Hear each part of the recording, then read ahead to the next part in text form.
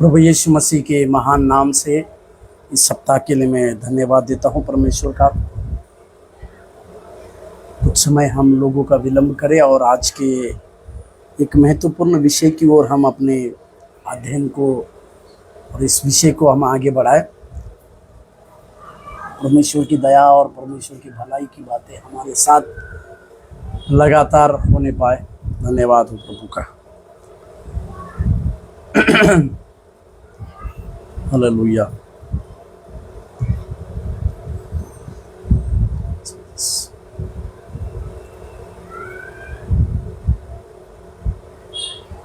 और एक बार इस सप्ताह के दिन के लिए मैं परमेश्वर का धन्यवाद देता हूं।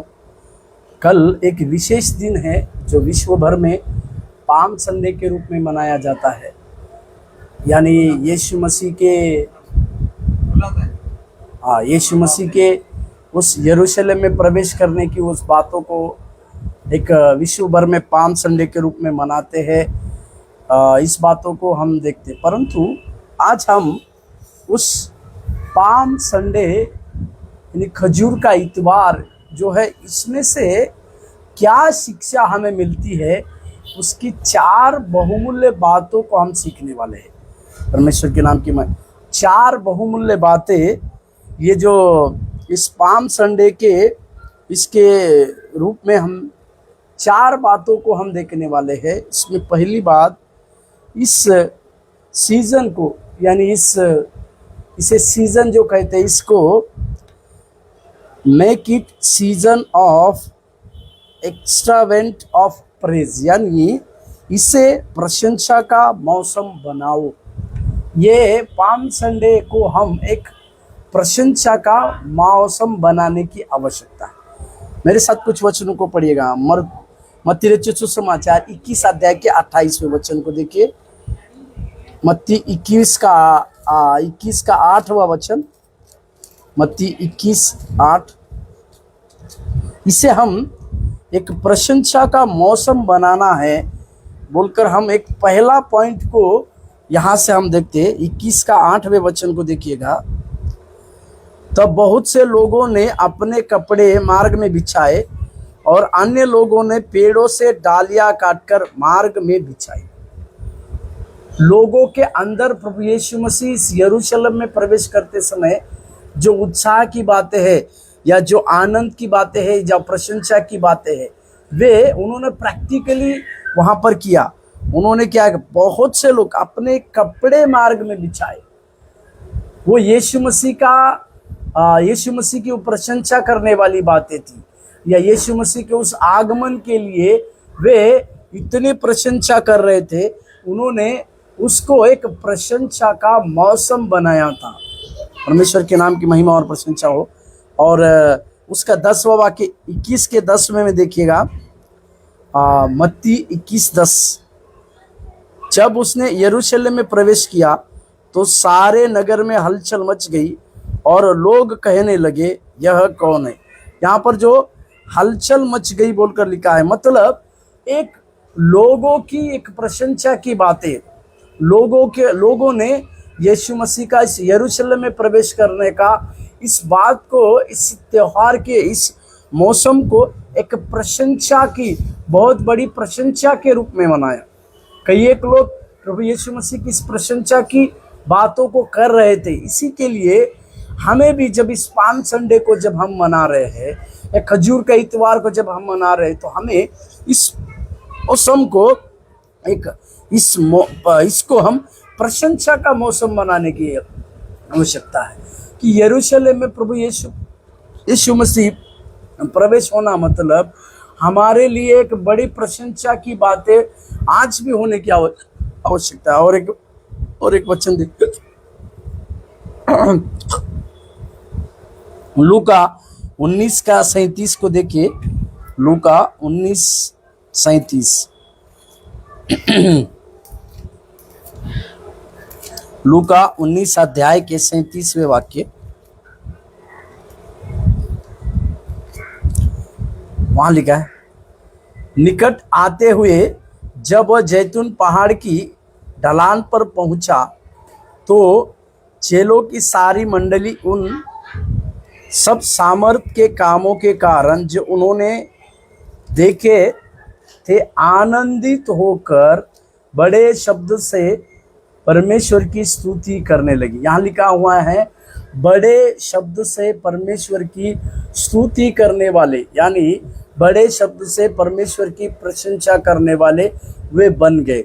इसी के लिए हम इस बात को, मैंने इस प्रकार से शीर्षक को लिखा कि इसे हम पाम संडे को जो हम, या खजूर का इतवार को जब हम सेलिब्रेट कर रहे हैं, मना रहे हैं, तो इसमें से हम इस बात को सीखे कि ये एक प्रशंसा, इसे हम एक प्रशंसा का मौसम बनाने की आवश्यकता है।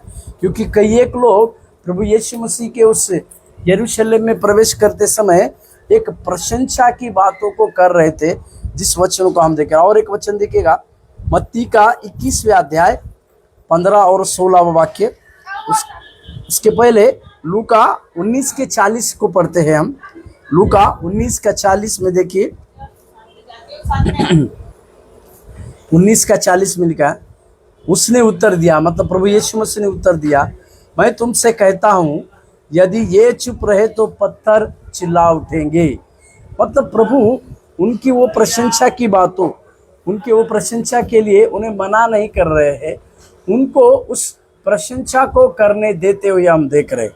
और एक वचन को पढ़िएगा,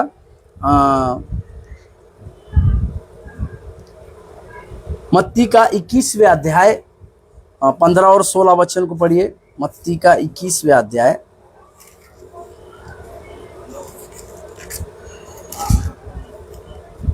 मत्ती 21वें अध्याय 15 और 16 वाक्य।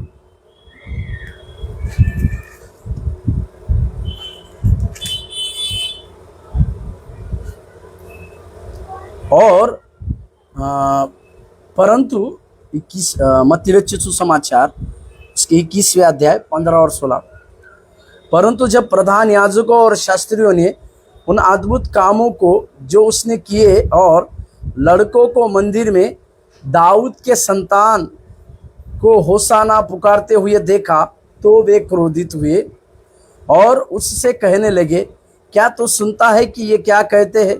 यीशु ने उनसे कहा, हाँ, क्या तुमने यह नहीं पढ़ा, बालकों और दूध पीते बच्चों के मुंह से तूने अपार स्तुति कराई।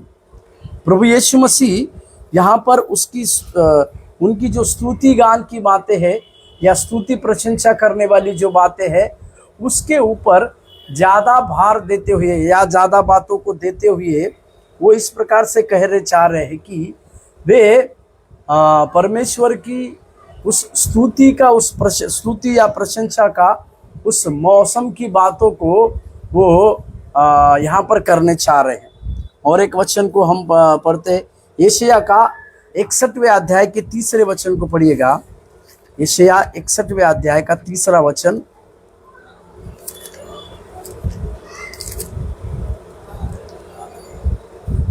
और सियोन के विलाप करने वालों के सिर पर की राख दूर करके सुंदर पगड़ी बांध दूं, कि उनका विलाप दूर करके हर्ष का तेल लगाऊं और उनकी उदासी हटाकर यश का ओढ़ना ओढ़ाऊं, जिससे वे धर्म के बांझ वृक्ष और यहोवा के लगाए हुए कहलाएंगे और जिससे उसकी महिमा प्रकट होगी। यहाँ पर विलाप को दूर कर कर उन्हें हर्ष का, आनंद का तेल को लगाओ बोलकर जो बातों को लिखा हुआ है, उसी को हम यहाँ पर समझने की आवश्यकता है।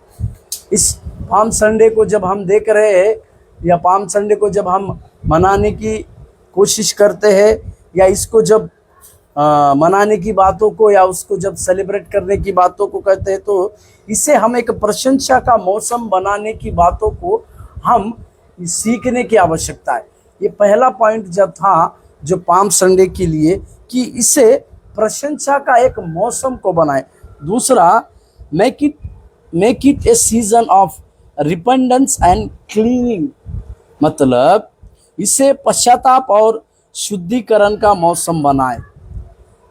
एक तरफ प्रशंसा के मौसम है, दूसरी तरफ परमेश्वर पश्चाताप और शुद्धिकरण, इन दोनों की बातों को भी हम इस पाम संडे से सीखते हैं। मेरे साथ खोलिएगा मत्ती के 11 अध्याय के मरकुस 11 का 11, मरकुस 11 का 11 में देखिए, मरकुस की पत्री 11 अध्याय के 11वें वचन। वह यरूशलेम पहुंचकर मंदिर में आया और चारों ओर सब वस्तुओं को देखकर 12 के साथ बेतिया गया, क्योंकि सांझ हो गई थी। यहाँ पर इस बात को हम देखते हैं कि यीशु मसीह उस 12 के साथ बेतिया गए बोलकर देखते हैं। उस जगह पे यीशु मसीह सांझ बिताई बोलकर हम देखते हैं। तो ये शुद्धिकरण और पश्चाताप की बातों को भी हमें दिखाती है।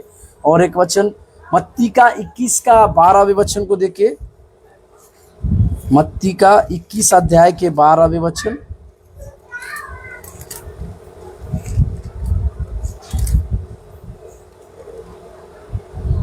मत्ती रचित सुसमाचार 21 अध्याय के 12वें वचन को देखिए। यीशु ने परमेश्वर के मंदिर में जाकर उन सबको जो मंदिर में लेन देन कर रहे थे निकाल दिया और शराबों के पीढ़े और कबूतर बेचने वालों की चौकियां उलट दी। प्रभु का मंदिर का शुद्धिकरण करना या मंदिर में जो चलने वाले जो व्यवहार जो है उसे निकालना, यह हमें परमेश्वर जो है एक पश्चाताप और एक शुद्धिकरण की बातों को दर्शाते हैं। प्रभु के नाम की महिमा और प्रशंसा हमारे साथ होने पाए। इस बातों से हम ये सीखते हैं कि परमेश्वर जब इस यरूशलेम में प्रवेश कर रहे हैं, इस यरूशलेम में से आ रहे, तो ये जो है हमारे लिए एक पश्चाताप की बात और शुद्धिकरण की एक मौसम बनने पाए।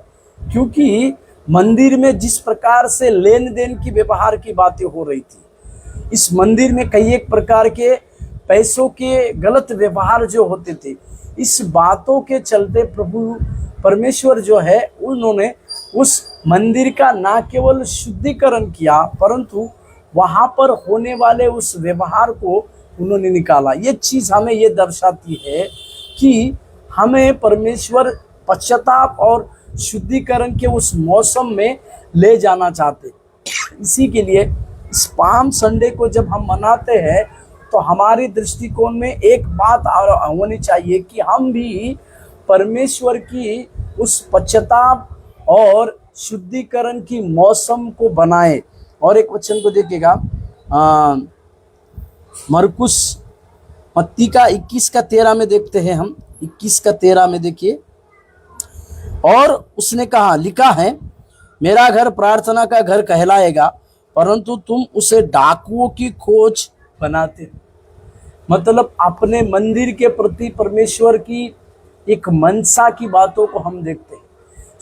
परमेश्वर के द्वारा शुद्धिकरण करना मतलब परमेश्वर इस प्रकार की बातों को करना चाहते हैं कि जो मंदिर में जो अनुचित व्यवहार हो रहे थे उसे प्रभु यीशु मसीह ने निकाल दिया, जिसे हम देखते हैं। और अपने मंदिर के लिए परमेश्वर इस प्रकार से कहते कि मेरा घर प्रार्थना का घर कहलाएगा।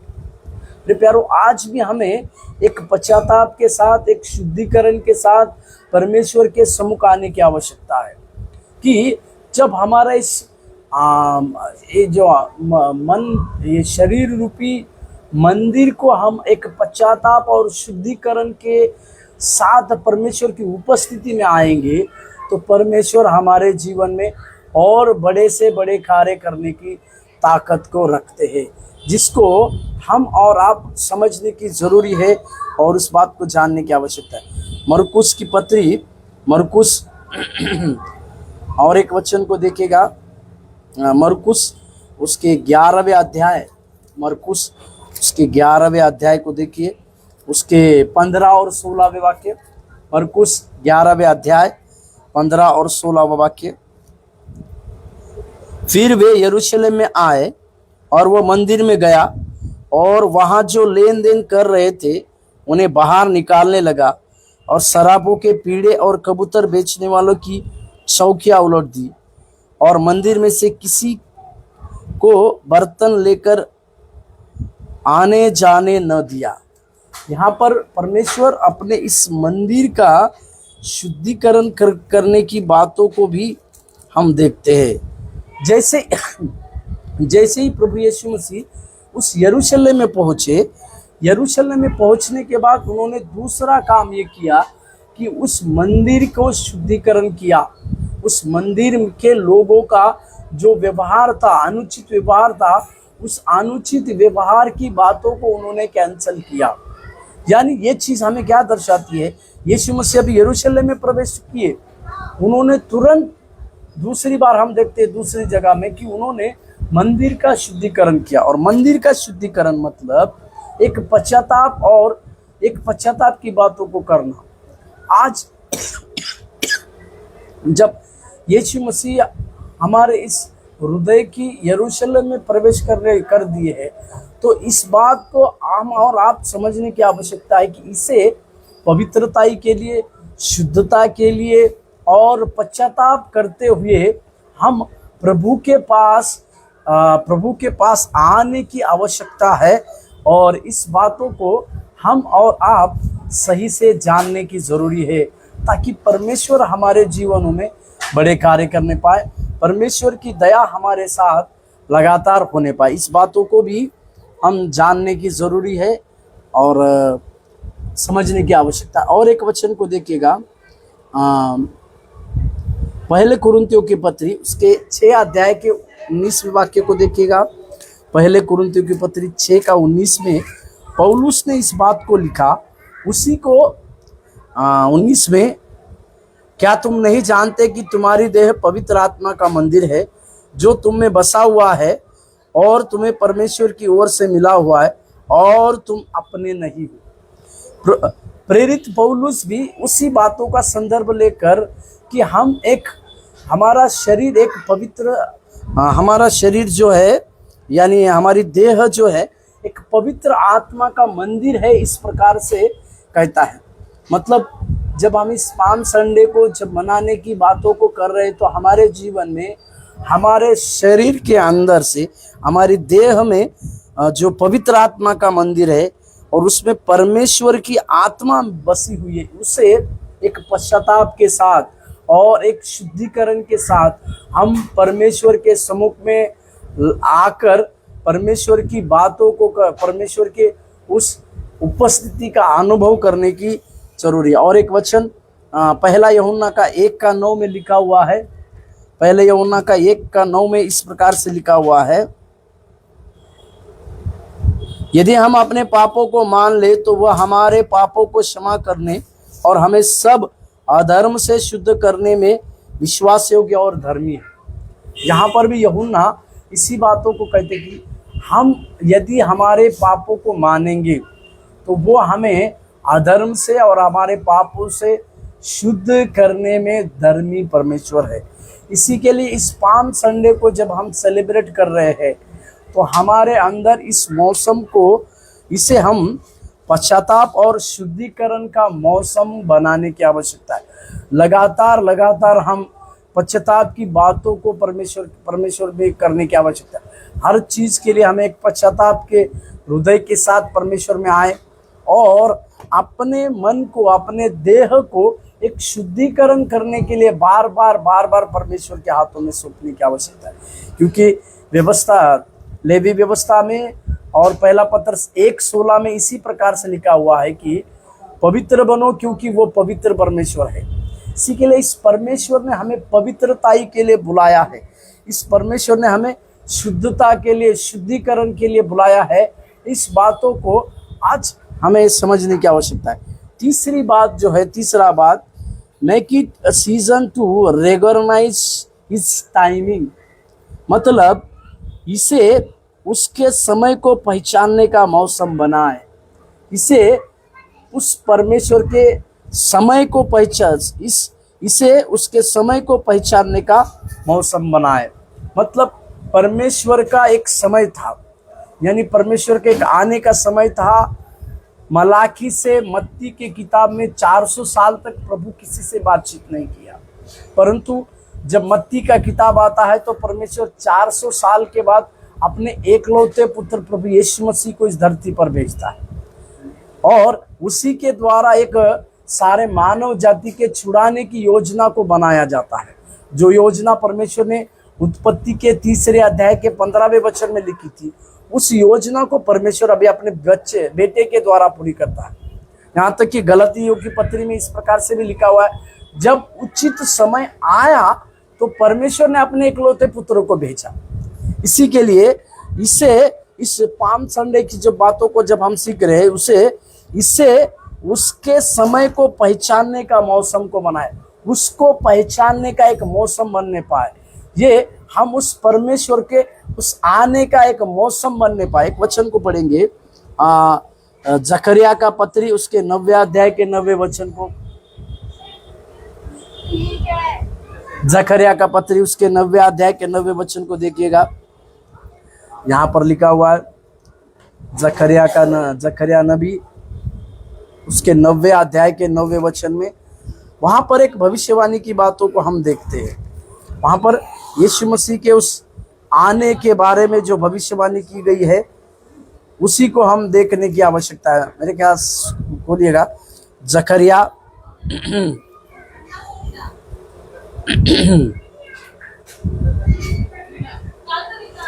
जकरिया का पत्री उसके 9वें अध्याय और उसके 9वें वचन को देखिए। वहां पर लिखा हुआ है, जकरिया 9वें अध्याय 9वां वचन, हे सियोन बहुत ही मगन हो, हे यरूशलेम जय जयकार कर, क्योंकि तेरा राजा तेरे पास आएगा। वो धर्मी और उद्धार पाया हुआ है, वह दीन है और गधे पर वरन गधे के बच्चे पर चढ़ा हुआ आएगा। ये जकरिया नबी के किताब में प्रभु यीशु मसीह के आगमन के बारे में इस प्रकार की भविष्यवाणी की थी। साथ ही साथ वो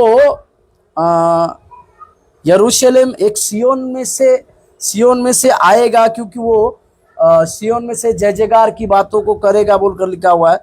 और वो एक राजा के रूप में आने वाला परमेश्वर है, वो धर्मी और उद्धार पाया हुआ और दीन, और लिखा हुआ जो किस प्रकार से आएगा बोलकर यहाँ पर लिखा हुआ है।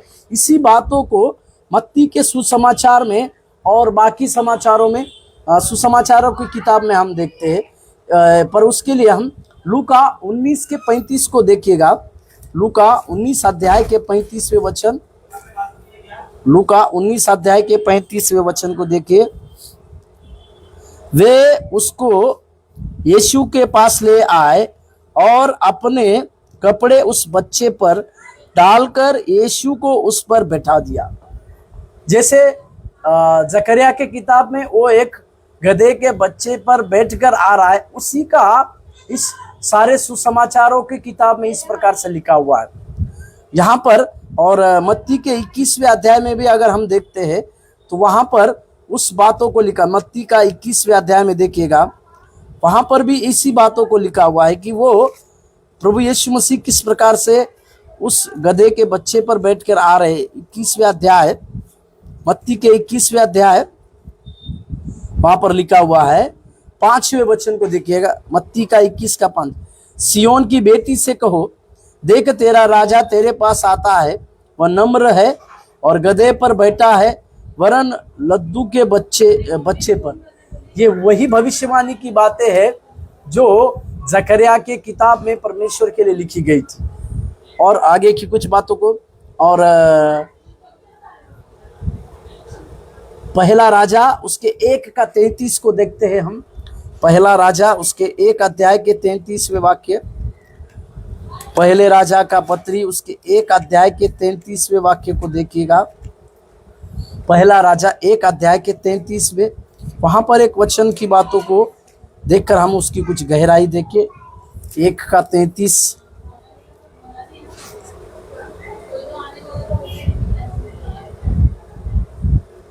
राजा ने उससे कहा, अपने प्रभु के कर्मचारियों को साथ लेकर मेरे पुत्र सुलेमान को मेरे निज कच्चर पर चढ़ाओ और गिहोन को ले आओ।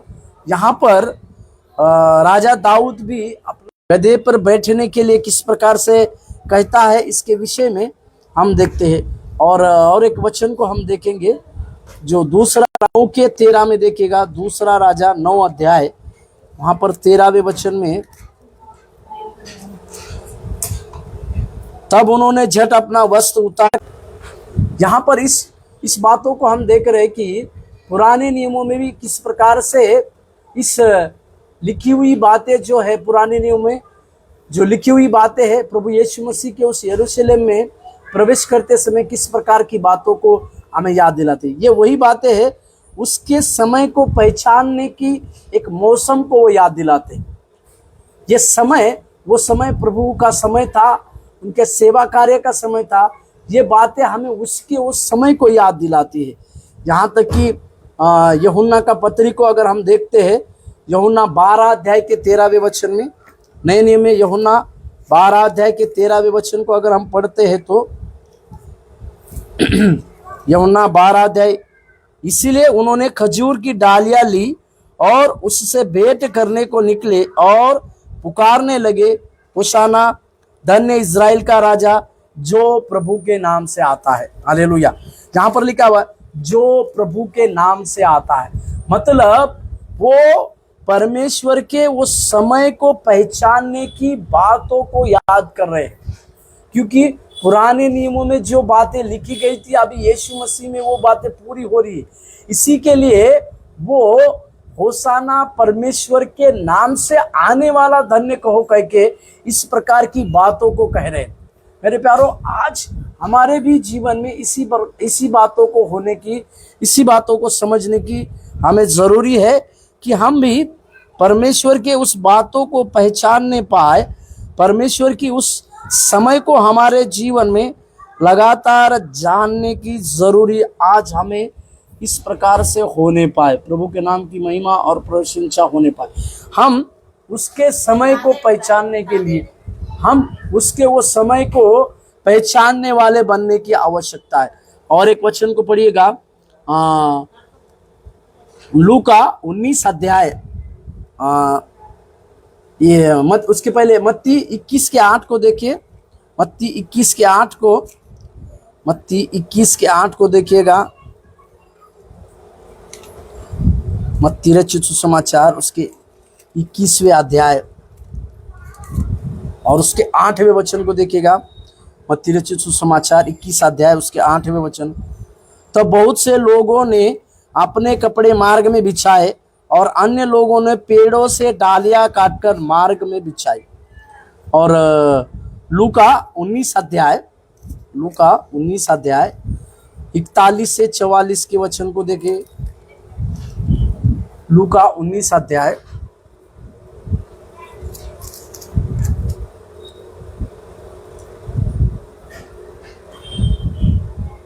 जब वो निकट आया तो नगर को देखकर वह रोया और कहा, क्या ही भला होता कि तू इस दिन में कुशल की बातें जानता, और अब वे तेरी आंखें से छिप नहीं पाई।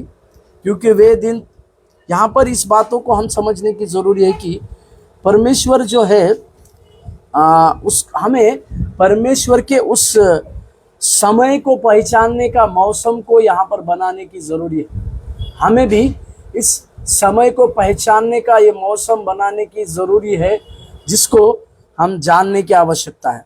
चौथी और आखिरी बात जो है, make it a season to give God what he need, मतलब इसे प्रभु को वह देने का मौसम बनाओ जिसकी उन्हें जरूरत है। इसे परमेश्वर को वह देने का समय बनाने की जरूरी है जिसे परमेश्वर की जरूरी है। हालेलुया। मेरे साथ वचन मरकुस का पत्री 11 अध्याय 1 से 3 को देखिएगा। मरकुस 11वें अध्याय, मरकुस रचित सुसमाचार 11वें अध्याय 1 वचन से 3 वचन तक का बात। जब यरूशलेम के निकट जैतून पहाड़ पर बैतफगे और बैतनिया के पास आए तो उसने अपने चेलों में से 2 को यह कहकर भेजा, सामने के गांव में जाओ। और उसमें पहुंचते ही एक गधी का बच्चा जिस पर कोई चढ़ा नहीं बंधा हुआ तुम्हें मिलेगा, उसे खोल लाओ। यदि तुम में से कोई पूछे यह क्यों करते हो तो कहना, प्रभु को इसका प्रयोजन है और वह शीघ्र उसे तुम्हें भेज देगा। मेरे प्यारो, यहाँ पर प्रभु यीशु मसीह अपने चेलों को एक जगह पर जाने के लिए कहते हैं। वहाँ पर एक गधी का बच्चा जिस पर कोई नहीं चढ़ा हुआ कहते हैं। इस बारे में हम यहाँ संक्षिप्त में एक बात को देखने पाए। उस गधे के बच्चे के लिए परमेश्वर के पास योजना थी, परमेश्वर को उसकी जरूरत थी। इसी के लिए जब चेले लोग वहां पर गए तो उसके मालिक को उन्होंने इसी प्रकार से कहा होगा कि प्रभु को इसका प्रयोजन है। जब इस बात को उन्होंने, उसके मालिक ने सुना होगा कि इसको परमेश्वर का प्रयोजन है, यानी ये परमेश्वर को देने का, जिसे परमेश्वर की जरूरत है उसे देने का मौसम है, इसी के लिए उसके मालिक ने उसे छोड़ दिया। मेरे प्यारो, हमें भी आज इस बातों को सीखने की आवश्यकता है। हमारे द्वारा परमेश्वर को जो चीज की जरूरत है उसे हम उदारता से परमेश्वर के पास देने की आवश्यकता है, जिसको हमें यहाँ पर जानने की आवश्यकता है। और कुछ वचनों को देखिएगा, जो वचन जकरिया का 9वें अध्याय के 9वें वचन में जो पढ़े थे हम, उसी में भी इसी बातों को लिखा हुआ है। और एक वचन मरकुस 11 के 4 और 6, 4, 5, 6 में देखिए, उन्होंने जाकर उस बच्चे को बाहर द्वार के पास चौक में बंधा हुआ पाया और खोलने लगे। उनमें से जो खड़े थे कोई कहने लगा, क्या करते हो? गधे के बच्चे को क्यों खोलते हो? जैसा यीशु ने कहा था वैसा ही उन्होंने उनसे कहा। तब लोगों ने उन्हें जाने दिया। जब इस गधे के बच्चे को जब खोला जा रहा है तो वहां पर कुछ लोगों ने पूछा कि क्या करते हो, परंतु फिर बाद में हम देखते हैं कि उसे खोला जा रहा था। और जब इस बात को समझ पाए ये लोग कि इसे परमेश्वर का प्रयोजन है, तो उन्होंने कुछ भी प्रकार की बातों को नहीं कहा। यानी चौथी और हमारी आखिरी बात ये होनी चाहिए, इसे प्रभु को वह देने का मौसम बनाओ जिसकी उन्हें जरूरत है। हालेलुया। हमें भी परमेश्वर को वो चीज देने का मौसम बनाने की आवश्यकता है जिसकी परमेश्वर को जरूरत है।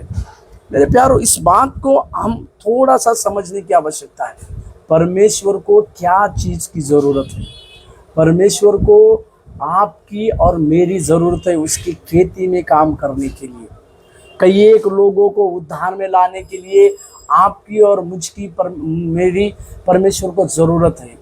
तो हम भी उस एशिया के उस 8वें अध्याय 6वें अध्याय के अनुसार परमेश्वर को ये कहने वाले बनने पाए कि प्रभु मैं यहाँ हूँ, मुझे भेज। मेरे प्यारो, जब हम इस पाम संडे की बातों को मना रहे हैं, इस यरूशलेम के अंदर प्रभु यीशु मसीह के प्रवेश की बातों को जब हम कर रहे हैं, तो हमें इस बात को समझने की आवश्यकता है, हमारे देह रूपी यरूशलेम में प्रभु यीशु मसीह आए हैं या नहीं, इसे हम समझने पाए और जानने पाए।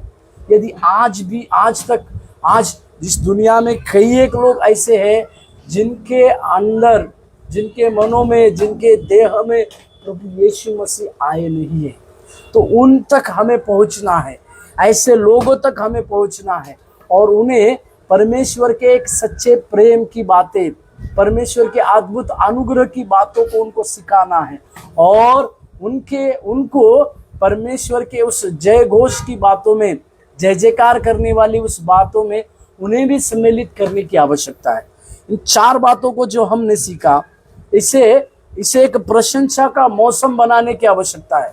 उस समय में जो लोग अति प्रशंसा की बातों को कर रहे थे, ज्यादा प्रशंसा कर रहे थे, वे खुश हो रहे थे क्योंकि हमारा राजा आ रहा है बोलकर। उसी तरह से हमारे जीवन में हम इसे एक परमेश्वर में एक प्रशंसा का मौसम बनाने की आवश्यकता है। दूसरा, पश्चाताप और शुद्धिकरण का मौसम को बनाने की आवश्यकता है। तीसरा, उसके समय को पहचानने का मौसम को बनाने की आवश्यकता है। और चौथी बात है, इसे प्रभु को वह देने का मौसम बनाओ जिसकी उन्हें जरूरत है। परमेश्वर के नाम की महिमा और प्रशंसा हमारे साथ होने पाए। इस बातों को, इन 4 बातों को हम विचार करते समय हमारे पास एक दृष्टिकोण रहने पाए कि परमेश्वर जिस कामों को भी करते हैं या परमेश्वर जो काम भी करते हैं वे कामों में हमें तत्पर रहने की आवश्यकता है और उसके उस समय को पहचानने की आवश्यकता है और उसके समय को पहचान कर हम हमारे जीवन में कार्य करेंगे तो परमेश्वर हमारे लिए बड़े अनुग्रह और बड़े आशीष की बातों को देगा। आइए प्रार्थना करें और इस सत्र को खत्म करें। स्वर्गीय परमेश्वर प्रभु, धन्यवाद देते हैं, आपकी स्तुति और प्रशंसा करते हैं प्रभु। इन 4 बातों के द्वारा पाम संडे की ओर से जो हमें आप सिखाना चाहते हैं उस बातों के लिए धन्यवाद देते हैं और भी इसमें गहराई की बातें आप हमारे ऊपर प्रकट करने पाए। तेरे अनुग्रह और तेरी बड़ी भलाई की बातें हमारे जीवन में लगातार बनी रहने के लिए हम प्रार्थना करते हैं। आप हमें सहायता कीजिए और मदद कीजिए करके प्रार्थना करते हैं। पवित्र परमेश्वर, तेरी भलाई और तेरे अनुग्रह की बातें हमारे जीवन में सहायता कीजिए। धन्यवाद देते प्रभु यीशु मसीह के नाम से प्रार्थना को मांगते हैं। आमीन। प्रभु आपको आशीष देने पाए। धन्यवाद।